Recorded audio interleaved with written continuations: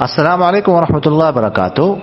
What's app group number 4 میں سندھ سے ایک بھائی نے سوال کیا ہے کہ نکاح کے وقت کتنا سونا طے کرنا چاہیے، اور دوسری بات یہ ہے کہ یعنی مہر کے طور پر کتنا سونا طے کرنا چاہیے، اور دوسری بات ہے کہ مہر کتنا ہونا چاہیے. دیکھیے گا کتنا سونا طے کرنا چاہیے، یہ تو شریعت نے کوئی حد نہیں لگائی. 1 تولہ، 5، 10، 50، 100، 1500 جتنے چاہیں کر سکتے، شریعت کی طرف سے کوئی حد بندی نہیں ہے. اور دوسرا سوال یہ ہے کہ مہر کتنا ہونا چاہیے.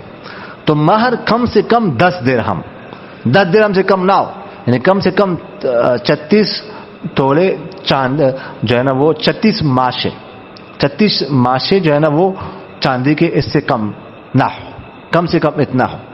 باقی زیادہ جتنا بھی ہو.